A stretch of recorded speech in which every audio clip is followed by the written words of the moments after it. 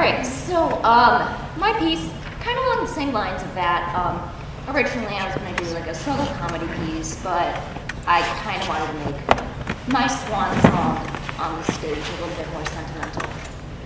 So, a little bit of background about this piece. I actually wrote this for one of my colleges, and I think it turned out pretty well. I did it at Writer's Week, if you saw me there, which they were like, I was there third period and nobody was there, so I doubt you saw it.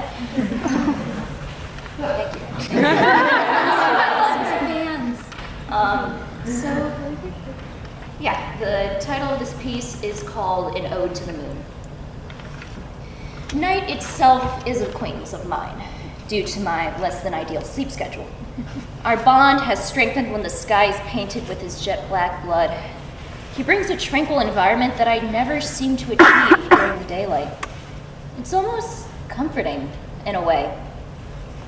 But Night himself is a complex figure. While I often spend my time with him, there's always a sinister atmosphere in his actions. Night is a blanket of secrecy to the most heinous acts of humanity. He disguises criminals as they commit corrupt, barbaric acts. He allows the worst actions to happen: murder, assault, and so much more. It's ironic, isn't it? The most peaceful time is also the most wicked. Despite bringing the peaceful atmosphere during the isolation of insomnia, Night often brought along friends. But they weren't friends to me. They were more like monsters. They take many different forms. From the smallest worries to the biggest fear, they taunted me. They mocked me in the bed that is supposed to be my safe haven. These skeletons of past regrets and these beasts that feed off my fear, they would dance around my bed. My room would become filled with the chants of torment targeted at my feeble heart. The monsters attempt to convince me that the evils of the world are the absolute truth, like a reflection in a newly forged mirror. But the moon always saved me.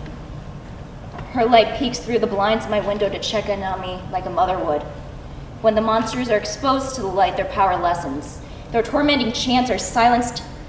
Her minuscule streaks of light cause the skeletons to crumble to dust and the beasts to yelp in pain.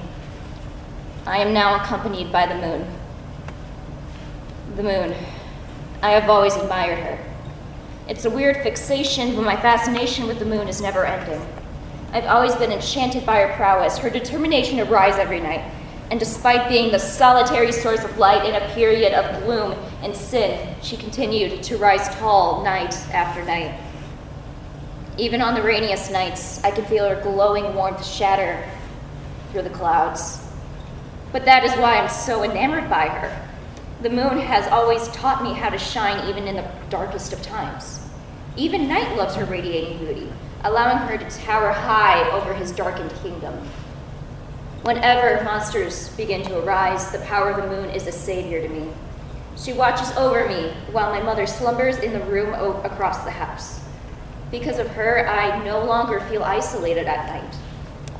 She is the sole reason I strive to be a glowing light in a shadowy, somber world.